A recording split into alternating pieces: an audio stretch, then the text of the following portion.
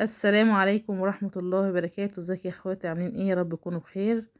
ان شاء الله هنعمل مع بعض احلى مش اللي احنا طلعنا المرطة من السمنة البلدي اللي احنا قلنا هنعمل مع بعض. لما سيحنا الزبدة من الوش بتاع اللبن طلعنا حبة مرطة وحبة شرش، وقلنا هنعملهم مع بعض ان شاء الله. ايه مش ادي طلعونا الكمية دولت من حبة الشرش الباقيين وحبة المرطة، عملنا برطمان حلو جدا. وده خميرة، ده الخميرة بتاعة المش. تمام، شوف هنعمل ايه مع بعض. اول حاجة هنجيب المرطة بتاعتنا اللي احنا سيحناها مع بعض، اللي احنا طلعناها من الزبدة دي. يا جماعة هي اتحرقت مني، بس هي مش عشان اتحرقت مني هرميها، لا، ده دي هتعمل لي احلى مش. تمام. ودول حبة الشرش اللي باقيين معايا. ماشي، اي بقى شرش هيتبقى معاكي اي كمية تعملي بيهم. بس انت لما تسيحي الزبدة بتاعتك السمنة البلدي خلي بالك واوعى تتحرق منك اللهم صل على النبي، المرطة. تمام، بس عادي انا مش هرميها، هي هتنفع جدا وتخلي المشي بتاعي غامق وجميل قوي. تمام. ادي حطيت الشرش على على المرطة. الحلة يا جماعة مش وسخة، دي الحلة اللي انا سيحت فيها السمنة اللي احنا سيحناها مع بعض. انا مرضتش اغسلها ليه بقى؟ عشان هي مكانها آه، سمنة. تمام. وفيها مرطة، اللي في الجناب دي مرطة. انا عملت الفيديو ده بعد ما عملت السمنة على طول. تمام، الحلة مش وسخة. اول حاجة بعد كده هولع عليها. هداني ايدي بقلب كده بايدي على طول بالمضرب كده. وبعد كده هسيب اللبن على نار هادية كده يغلي مع بعض.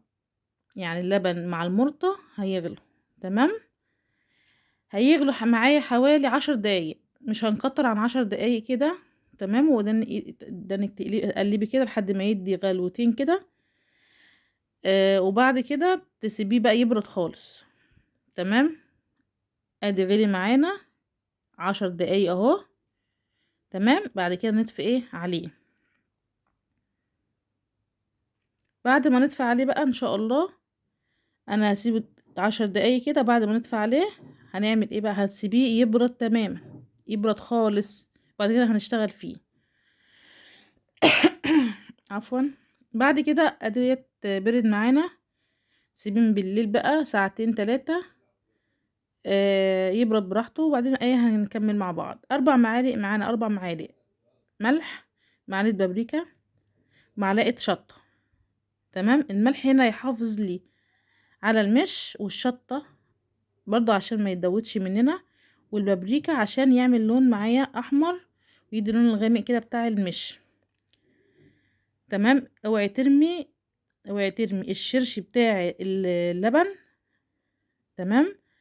وحبة المرطة اللي انت تجمعيهم اوعي ترميهم، عشان هما ده سر المش الفلاحين بيعملوه.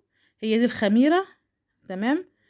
انت بقى عندك كمية مرطة كمية شرش، حوشيهم على بعض وبعد كده نعمل بيهم احلى مش. تمام. اللي احنا بنشتري مش من بره غالي جدا، فانت تعملي كل حاجة من البيت وحاجة حلوة. حبة الشرش القليلين اللي انت شايفاهم دولت هيعملوا لي حبة حلوين. البرطمان اللي انت شفتيه ده. تمام. واصلا دي الخميره نفسها. لو حبيتي بعد كده تجيبي 2 كيلو لبن تغليه وتسيبيه يبرد، وتحطي عليه حبه ملح، حبه شطه، وتحطيهم على حبه الخميره دولت، هتعملي برطمان مش حلو جدا. تمام. تاني يوم بقى بعد ما يسيبيه ما عملنا الخلطه مع بعض كده، هتسيبيه تاني يوم هيتقل معاكي كده. لو انت لقيتيه بيكلكع اضربيه في الخلاط. لو انت لقيتيه مكلكع اضربيه ضربتين في الخلاط بعد ما يهدى ما تغليه. تضربيه ضربتين. تاني يوم هتلاقيه تقيل زي كده. ده معانا ايه؟ الخميرة بتاعت المش. وبعد ما خلصنا عبيناه في قلب البرطمان.